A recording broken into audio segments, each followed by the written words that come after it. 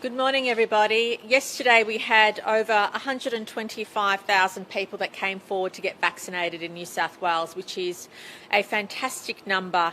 We now have 6.1 million jabs given in New South Wales, and nearly 1/3 of our population is fully vaccinated. It's hovering at 32-point-something%, which is great at this stage. And if we keep these rates up, we will hit further milestones.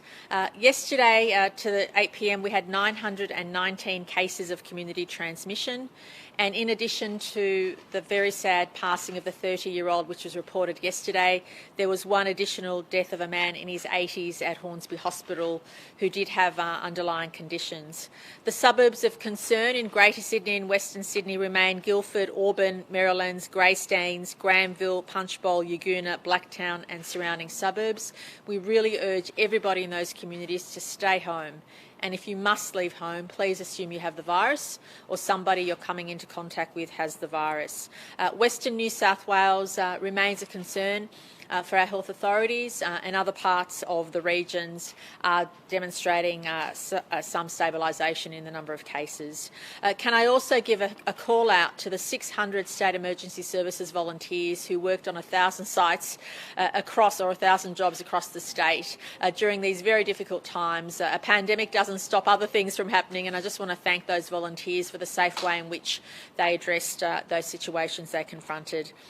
Can I again give a call out to all 16 to 39-year-olds in and around those local government areas of concern? So if you know you live in one of those areas where you've got those additional restrictions, if you're between 16 and 39, please go to newsouthwales.gov.au and you can book in a jab and get that jab within days. No waiting. And we really, really want everybody in that age group to come forward and get vaccinated. That will help keep you and your family safe, keep you and your loved ones out of hospital, but also obviously help us reduce the spread. And as Dr. Chant and all of our experts say, please know that once you get the jab, it takes between 2 and 3 weeks for it to have effect. So make sure you continue to do all those things we've asked you to do even when you're vaccinated, because we still don't have the vaccination rates where they need to be to offer enough protection for everybody. So make sure even when you get the jab that you're having a very strict adherence to the rules, but also assume you or somebody else you're in contact with has the virus. Today also we're joined by Dr. Lucy Morgan, who's a lung specialist at Nepean and Concord Hospital, and we're really pleased to have her here. She's an expert in her field, and obviously COVID affects the respiratory system, and she will give us important advice on the symptoms to look out for, when to call for an ambulance, but also the importance of getting vaccinated. Dr. Chant will now give the health update, and then Deputy Premier will talk about regional New South Wales, and then Dr. Morgan will talk about the importance of getting to hospital earlier rather than later, and the importance of vaccination. Thank you. So there were 919 locally acquired cases of COVID in the 24 hours to 8 p.m. last night, and there were 2 overseas cases. 149,252 tests, so thank you. There are currently 645 COVID cases admitted to hospital, and we have 113 cases in our ICU. It is pleasing to see that 98 of the people in ICU are not vaccinated, and 14 have received their first dose, and 1 person has received 2 doses of a vaccine. And I think this highlights, and Dr. Morgan will be reflecting on this, the fact that vaccination is the key.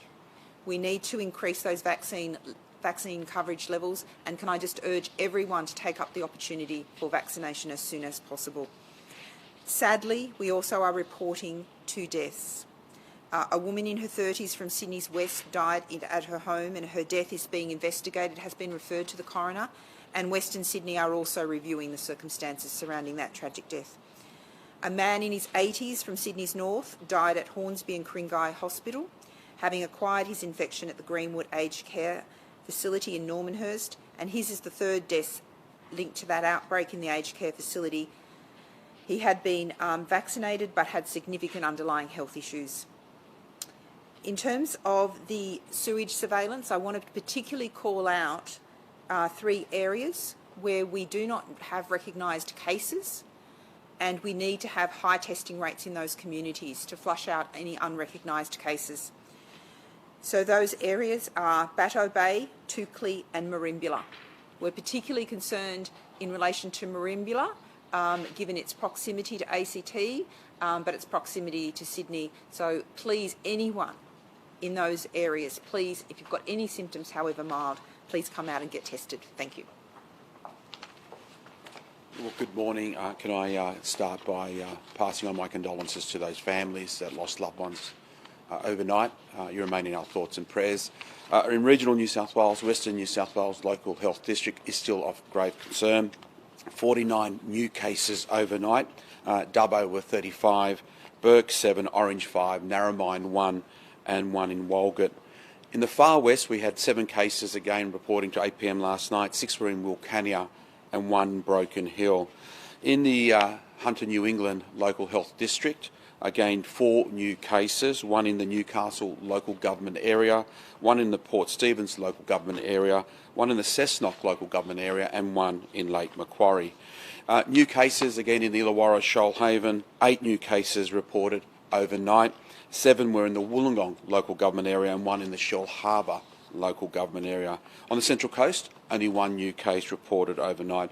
I do want to touch on the sewage surveillance, especially in Merimbula, a high level of surveillance there, and we are concerned because of the proximity to Canberra, knowing that many Canberrans had moved down to the south coast. We have no known cases. It's been an area that's been quite clean from COVID for a very, very long time, and we are asking the community to come out and be tested and tested immediately, even for the mildest of symptoms. And of course, Bateau Bay and Toukley are 2 other areas that we are concerned.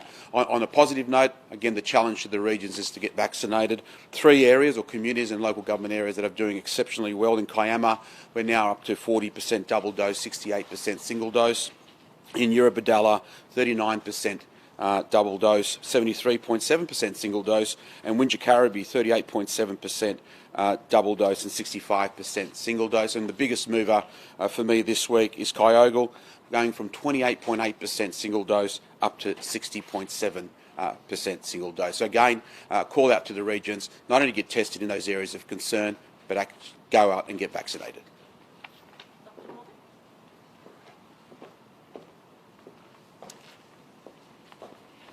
Thank you, Premier. Hello, everybody. My name's Lucy Morgan, and I'm a lung specialist working at Concord and Nepean hospitals as part of the team looking after patients with COVID for Sydney's West. We've heard a lot about the importance of getting vaccinated. Every day at this press conference, we begin with hearing the number of patients who've caught COVID and the number of patients who've been vaccinated, and it's fantastic to see those numbers rising. It's been a wonderful community response to vaccines, and I want to thank every one of you. I know that some people are still worried about getting vaccinated, so I wanted to share some stories with you about what it's like and how it feels to fall ill with COVID-19. And my hope is that when we can understand a little bit more about how it feels to get sick with COVID-19, we might transfer some of our anxieties about the vaccine to feeling a bit more anxious about the illness and what we can do constructively to reduce our chances of falling ill with this. The big message for me today is get vaccinated. It's not too late to get vaccinated. Think about getting vaccinated today. The Delta strain of COVID-19 is incredibly infectious, and that's one of the problems for all of us. The tiny particles of the virus get into our bodies with the tiniest of contact. And this is why social distancing and staying at home really helps to contain the virus and contain the infection.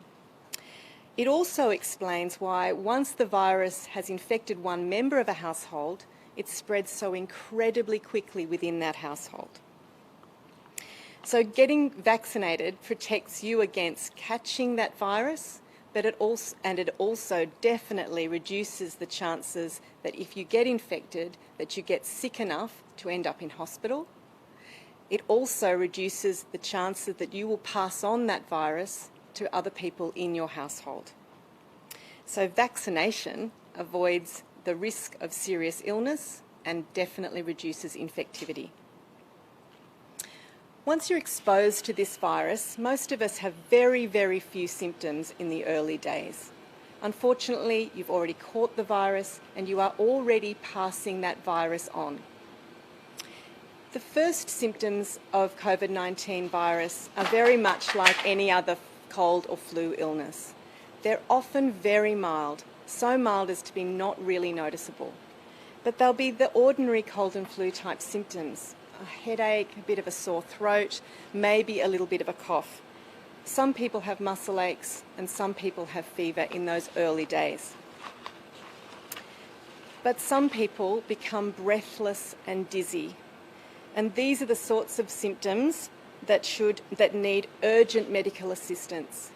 If you have COVID-19 and you feel breathless, you have trouble breathing, or you're feeling dizzy, you need to call an ambulance. An ambulance is free, your medical care will be free, and there'll be people who can care for you even if English is not your first language. The symptoms of COVID-19 that are affecting many of the patients that I've been caring for in the last few weeks include a really severe headache, not just a little bit of a headache, but a really severe migraine-like headache that makes you sensitive to light, has a stiff neck, and that takes more than just Panadol to relieve it. It's really awful. Many of my patients have terrible cough, the sort of cough that leaves you breathless, and they can't move or speak or walk without cough becoming really, really terrible. Lots of patients have diarrhea. Lots of patients have nausea. They just can't eat anything or drink anything. And people feel so overwhelmingly fatigued, it's all they can do is to lie on the bed. Some of these patients become increasingly breathless. So initially just breathless, walking quickly or making the bed, but as time goes by, they become breathless, walking or even talking. If anybody is at home with symptoms this severe, they need to call an ambulance.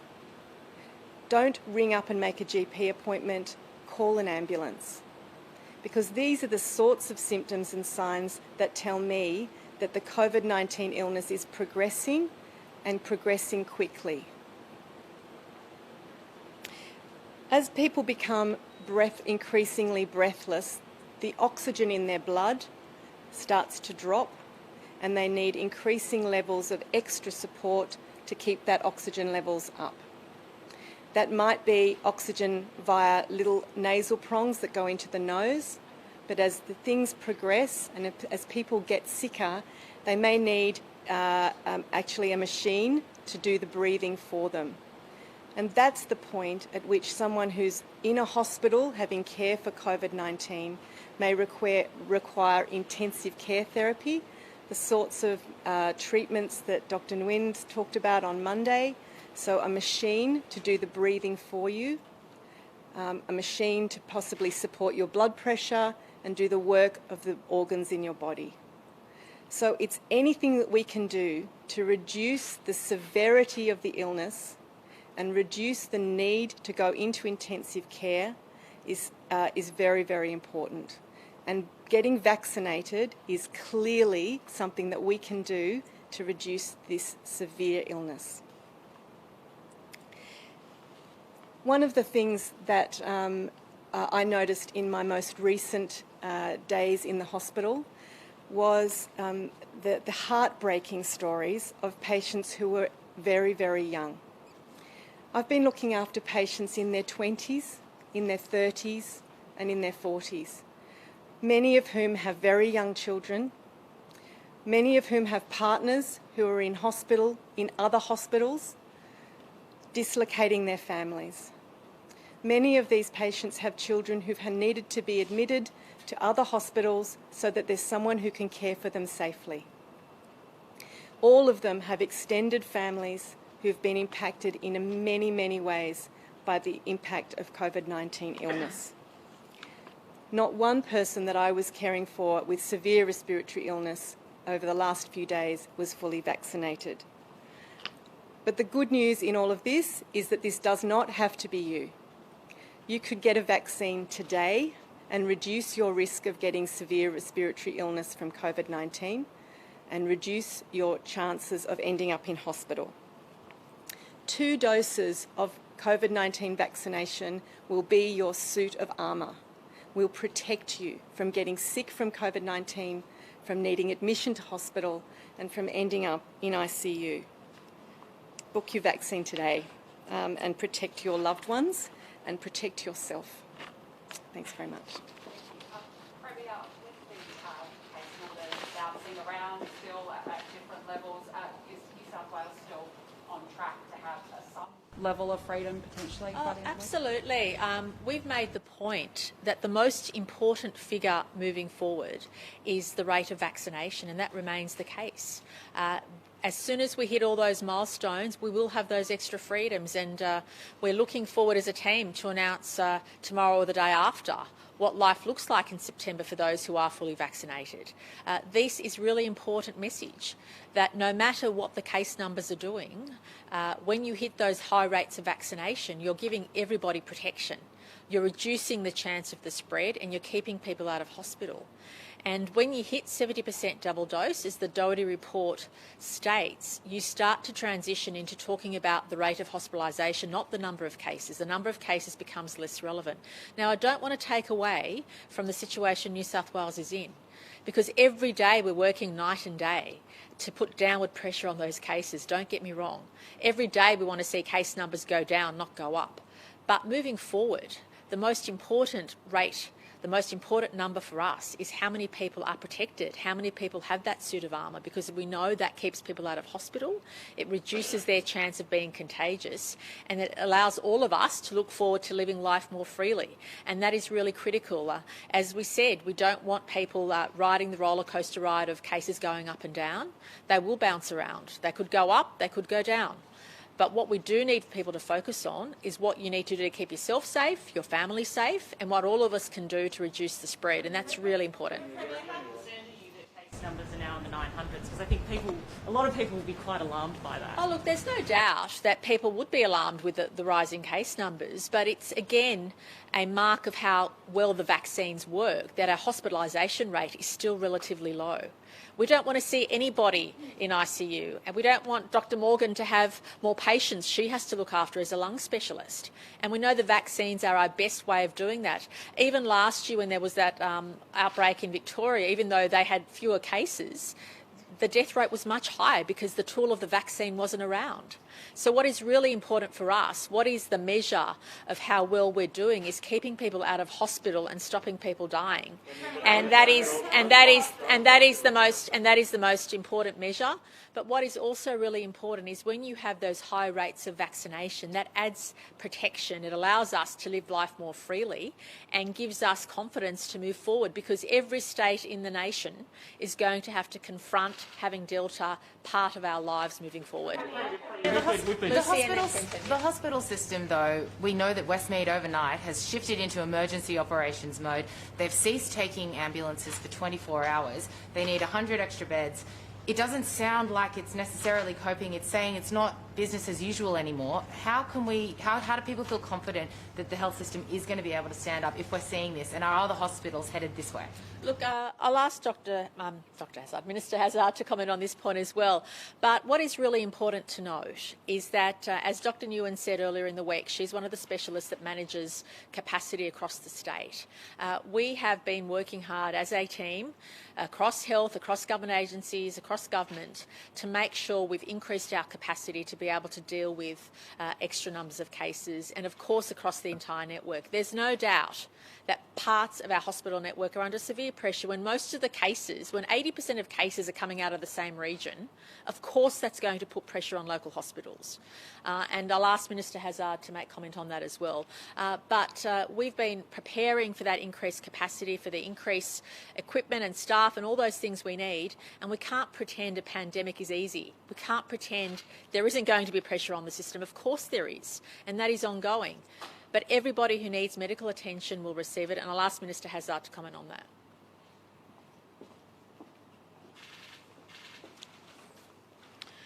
Thanks for that question. Look, there's no question that the health system is working under pressure.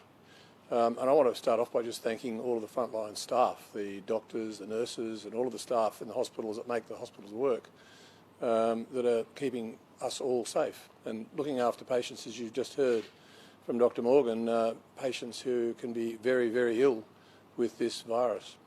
But I want to assure the community that we have been working, that is the health system, have been working on this since January, February last year, and making sure that we stepped up the number of available ICU beds, staff to work in those ICU or intensive care units, ventilators. But Westmead Hospital is typical of the sorts of pressures that you'd expect when you've got a major quaternary hospital sitting in the middle of the epicentre of the virus outbreak. I think it sits 3 or 4 kilometres from Granville, quite close to Marylands and the other suburbs that we have been calling out in the last few days. Currently, Westmead staff are managing, I think it's about 1,500 patients in the community, and they've got about 121 staff in their wards. I think there's about 23 of those are currently in ICU, in the intensive care unit. That's certainly a pressured situation for them. But the other aspect is they're also now able to work with the private hospitals.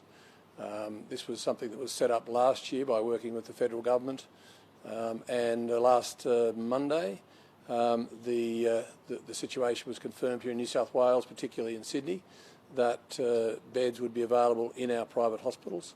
Westmead will obviously work with Westmead Private and other private hospitals in the local area to make sure that some patients are able to be looked after in the private hospital as well.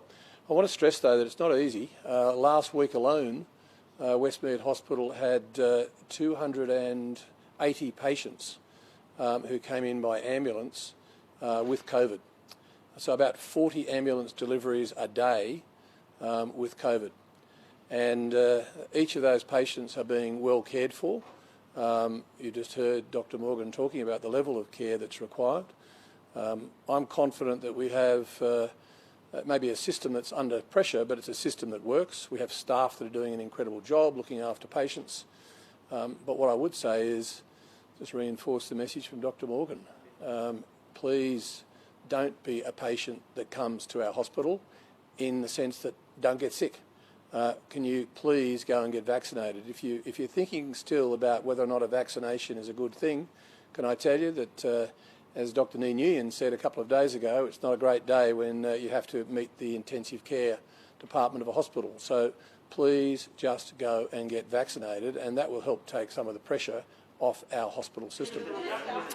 One at a time, please. I'll go with Anne. Yeah. Can you tell us what our effective rate of the virus is at the moment? And I've seen some graphs that show that by the time we get to 70%, we could have up to 4,000, 5,000 people in hospital. Can we cope with that? Look, the R effective rate, according to our own public health advice, is about 1.3 at the present time. But it's variable, and of course, like all algorithms, it varies depending on the inputs. And I know that one of the joys of being the health minister is to have all the experts from all the different institutes all feeding in different data and coming out with what they consider the R effective. But certainly at the moment, it's about 1.3, which effectively means that for every 10 people who get the virus, they're going to infect another 13 people. So it will grow. But the one way to stop it growing, and the one way to stop you ending up in our intensive care unit or in our hospitals, is to get the vaccine. Sorry, I'll just go to James first and I'll come back to you, Clinton. Sorry? You didn't answer Anne's question about whether the hospital system can cope with thousands and thousands of cases every day. And further to that, 919 cases a day, an R effective rate of 1.3, Westmead Hospital is under emergency operations, people are waiting for hours in the back of ambulances. What specifically are you doing to make sure that we can cope when cases continue to climb? Will we look at field hospitals in southwest Sydney? The issue here is that the health system is world class. New South Wales health system is probably the best health system in the world, And all the information that is given to me from the doctors and nurses and our public health staff is that, yes, the system is coping. You've got to understand that the individual hospitals from time to time will be under all sorts of stress, particularly if they're sitting right in the epicentre of the breakout, which is Western Sydney and southwestern Sydney. And it may move. It may move to another area, but we're hoping that by people getting vaccinated, we'll actually be able to turn that down. Clinton. James, I've answered your question. Yes, so we've had reports that surgeries at RPA have been cancelled because beds are being set aside for potential patients who were involved in the protest on Saturday. Is there any information that that protest yet, even though it was small, is some sort of super spreader event? Look, all I'll say is that each of the hospitals are, and have been for quite some time, building their capacity to deal with the increasing number of COVID-positive patients. And that's part of what a hospital system does. When we have very bad flu seasons, it's a similar work that's done across the networks. Westmead, for example, is actually getting support from a range of other hospitals, and that's entirely normal. So I don't have any concerns at this stage that that is not being dealt with appropriately. Sorry. In regard to the demonstration, could I just say you'd have to be reasonably certain that a number of those people who've ended up in our hospitals were at those were at that large demonstration. A demonstration is completely wrong when you're in the middle of a pandemic, and to think that there were people who went along in vast numbers and actually thought it was okay to go and demonstrate against the sorts of safeguards that have been put in place is just ridiculous. And I have no doubt that there are probably people sitting in our hospital system at the moment requiring our health staff to put their lives at risk to look after them when they thought that it was okay to go along to a demonstration. Sorry, Ursula. What James... Can I come back to you, please? James is asking. We are hearing that these hospitals, we're hearing from people on the inside of these hospitals, nurses, from paramedics, saying it is not coping, that they have wards that are being shut down, that patients are being shunted about to different wards when there is a COVID infection or a COVID scare. We've got COVID patients sitting outside in ambulances for 12 hours. They've been shunted between hospitals because they won't take them. We've now seen not one but 3 hospitals shut down for COVID patients today. Is it coping or is it not coping? The hospital system is coping, but there are lots of pressures on individual hospitals from time to time. And I don't doubt that individual staff in some of those wards are finding that there's a lot of stress on them as a result of the number of patients coming in. But I stress again, we have a very, very good hospital system across New South Wales, and indeed there's a lot of backup for Westmead at the moment. The patients, for example, the 1,500 that are being managed in the broader community are actually being assisted by Calvary Health, as you'd expect. There's support coming in from each of the other hospitals. What you've also got to understand, though, is that staff at Westmead, a number of staff have been taken off because of being exposed to the virus. So the health system likes to use the term furloughed, but I think for the rest of us it just means that they have had to be taken offline. They're not working. So there are less staff available.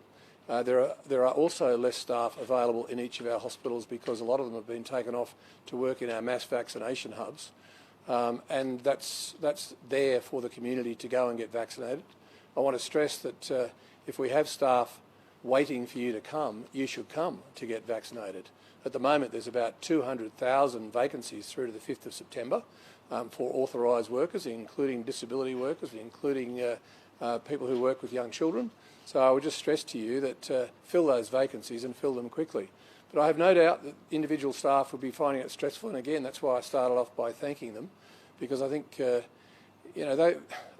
I talk to frontline staff. We've got Dr. Morgan here today. They're all a bit frustrated. They're frustrated that so many people have chosen to just drag the chain when it comes to getting vaccinated. There are others who've tried, of course, but have not been able to get in because of the age categories that have changed as a result of the federal government advisory body's advice. But right now, we are vaccinating people from 16 to 39, and of course older people as well. And you have a whole range of places you can go and get vaccinated. It's not just at the state-run big vaccination centres. You can go to your local pharmacist, you can go to your GP.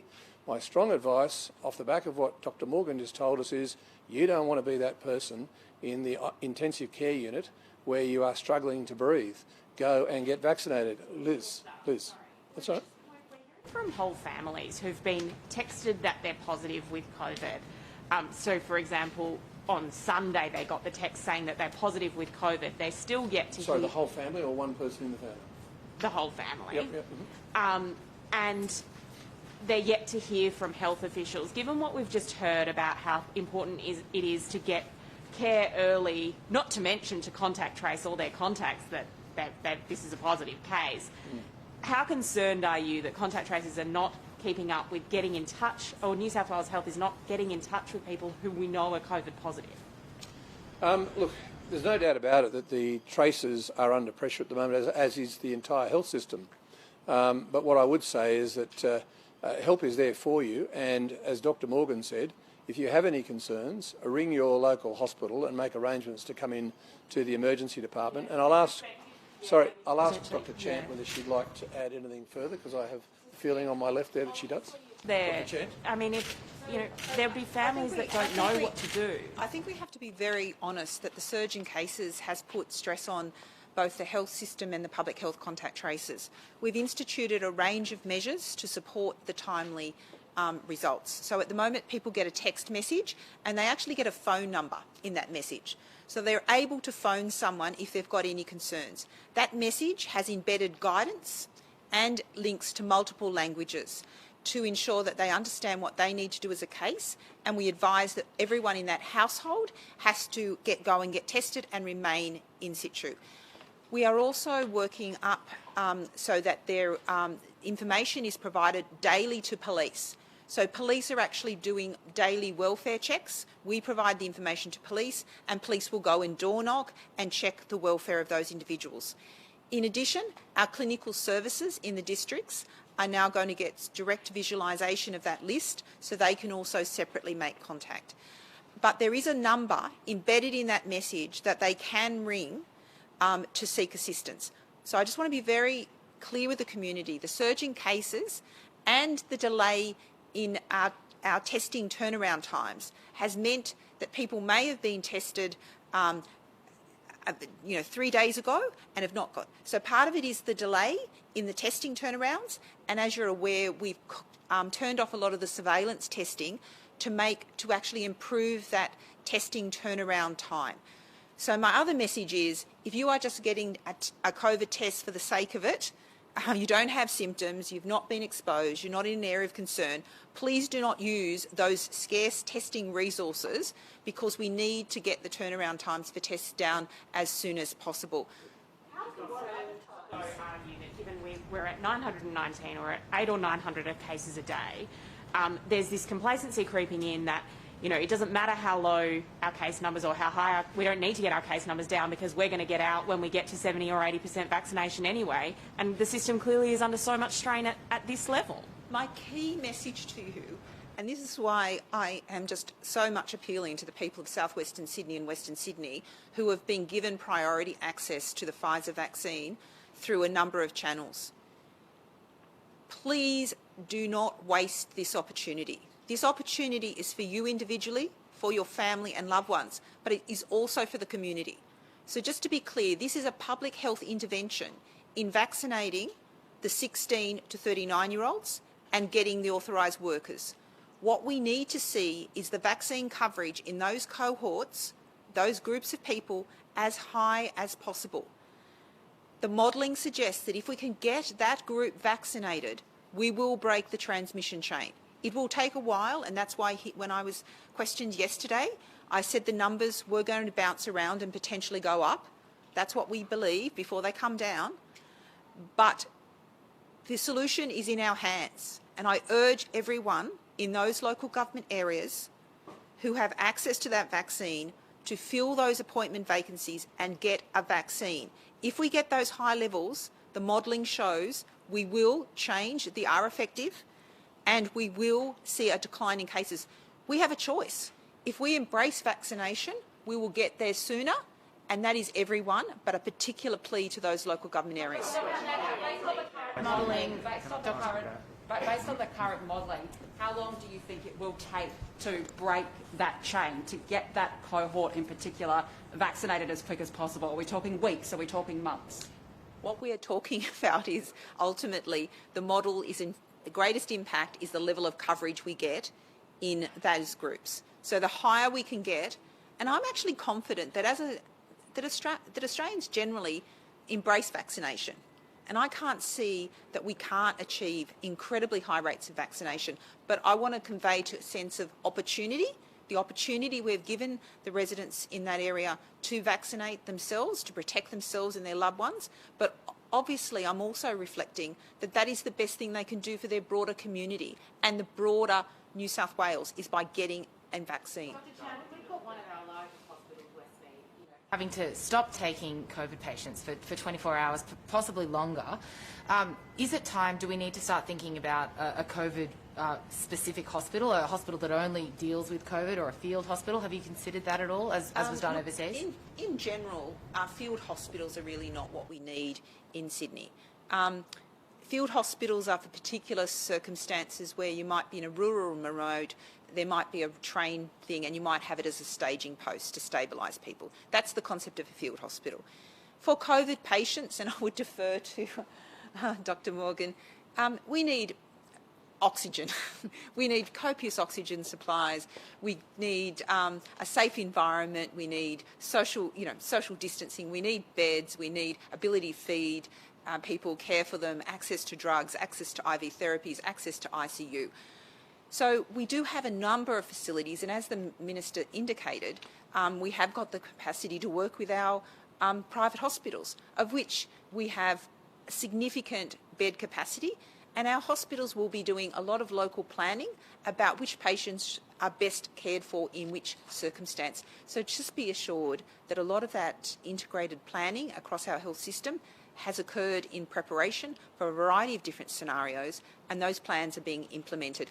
So my key message, also echoing Dr Morgan's comments today, was please do not defer care.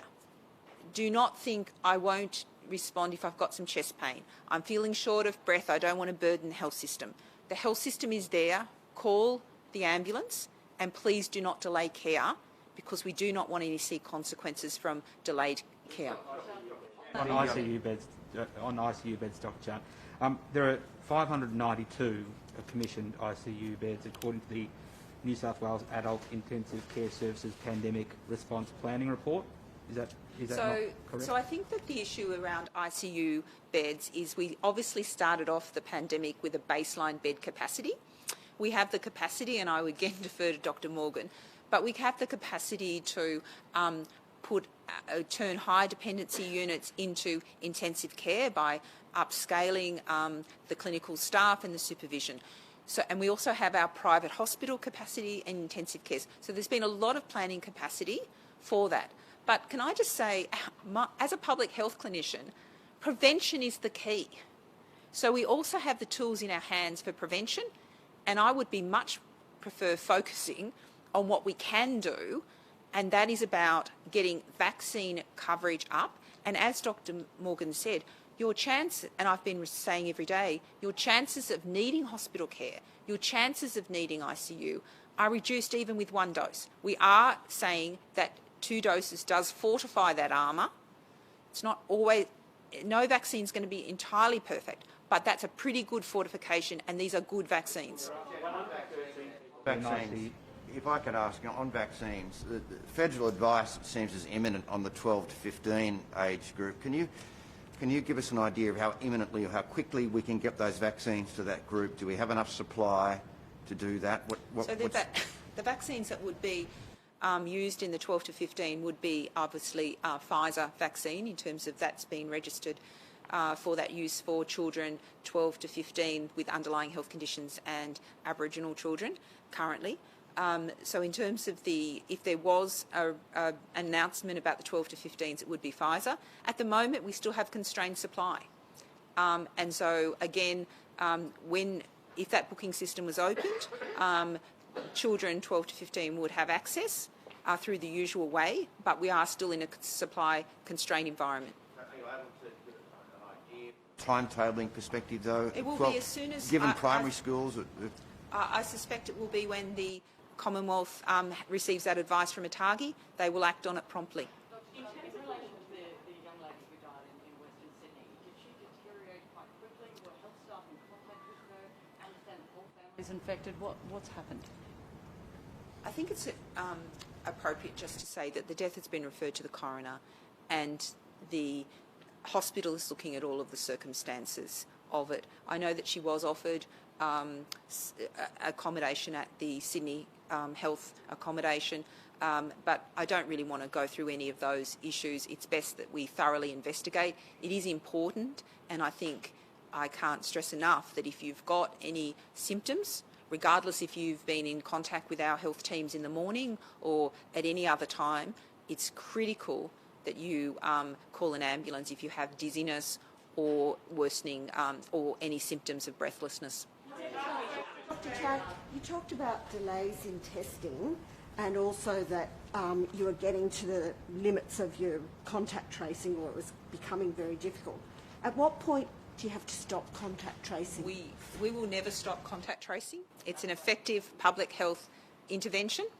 What we're doing is doing it smarter and scaling. So, for instance, the innovation of the text message, we're also embedding in the text message, for instance, little surveys where people can tell us whether they're a household member or whether they're aged care or they're in a critical workplace. Again, because obviously a household member in isolation doesn't pose as much need for us to do further public health. So we are looking, turning our mind to all of the innovations. I've got to say that increasing case numbers do challenge our services, but we're supported by a broad team to look at how best we can focus. And I also want to extend my appreciation for police, who are taking that important aspect of welfare checks, because then they can make people aware of the payments and isolation payments, provide welfare connection so that people are well supported. So it's really a clinical care, the welfare of individuals, and certainly then the public health follow-up. Can I ask the Deputy a question? Mr Barilaro, the Tweed Heads MP says the whole state's lockdown is about to be extended for 6 weeks. Can you clarify that? Well, thanks for the news flash. The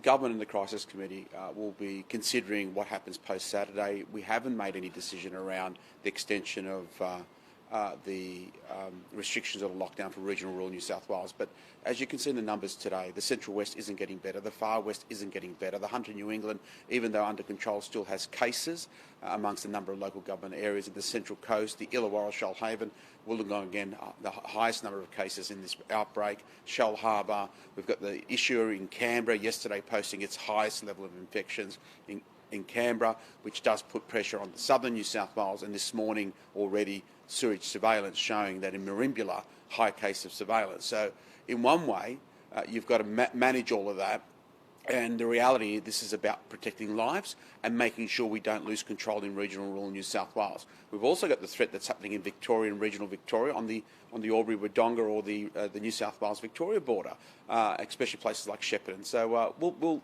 look at all that. We'll take the advice from Dr. Kerry Chan and her team, and the Crisis Committee will make a decision. And like last week, we'll make that decision sooner rather than later and give people plenty of notice. Are you monitoring online streaming of church services? Because we're seeing clear video evidence that rules are being broken, people are singing, there's no masks.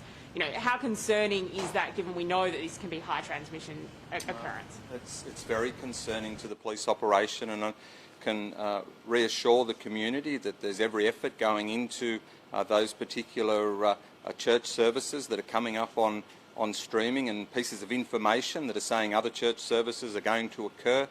There's proactive work going around talking to pastors and others at those churches to dissuade them from doing that. But Commissioner Fuller has made it very clear that that activity cannot go on, and police will go to those locations at those times and take the appropriate action. Fined while standing outside eating, and this was in Potts Point.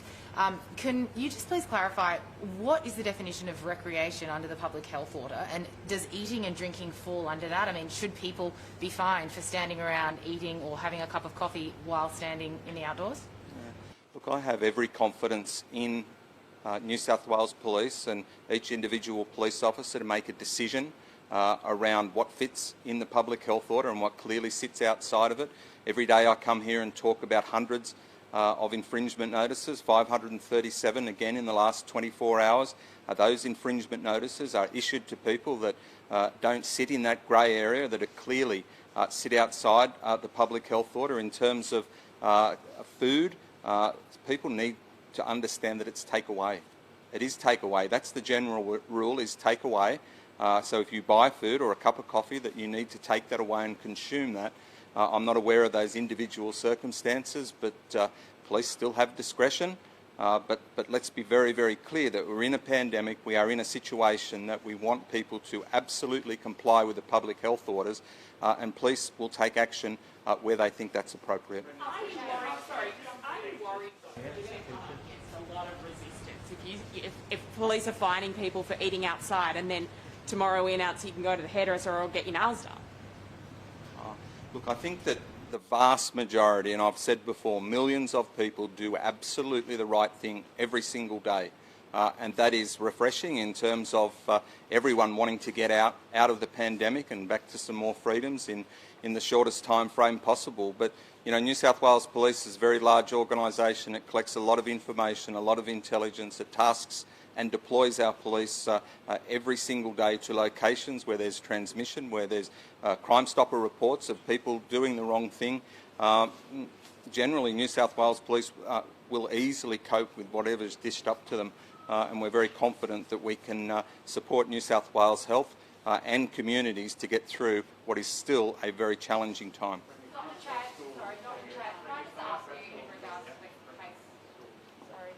Last couple of questions. Yep. Kids can't get vaccinated, especially kids under 12. So vaccinating teachers will be key to getting schools back in term 4. I know you've been asked about this before, but can we just get a clear answer? Will you add teachers to the list of prioritised workers to get a Pfizer vaccine, or will they have to get AstraZeneca? Will you look to make vaccines mandatory for teachers in a bid to get kids back to school or not? Well, obviously our messages remain consistent. We look forward to saying something about schools tomorrow or the day after. We've already asked everybody between the ages of 16 to 39 in those local government areas of concern to come forward and get the vaccine. We've already put a call out to groups like teachers in those communities to come forward and get vaccinated. And we also know that in areas outside those areas of concern, a high degree of vaccination has occurred amongst teachers already, and everybody has access to a vaccine. Don't be fussy, come forward and get vaccinated. Dr. Chad, I'm sorry, can I just ask you about the case numbers? While the vaccine rate's obviously quite high at the moment, people would be looking at the cases in the 900s today and getting a bit worried.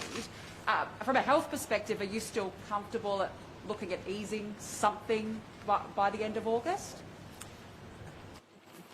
The way I would be defining this is that this is going to be a journey with the community. We need to maintain those the high levels of compliance, and we need to get vaccine coverage up as soon as possible. So every day I look at the data around vaccine coverage, and I look at the geographical distribution of that. I'm most interested in seeing those vaccine rates come up in those local government areas. So every day we are looking at a large number of data points, and then we provide our advice to government about the situation. But on my final note, get vaccinated, and for the people of southwestern Sydney and Western Sydney, go to that website, book in. There are bookings available. We need you to do that for yourselves, your loved ones, your community, and the broader community.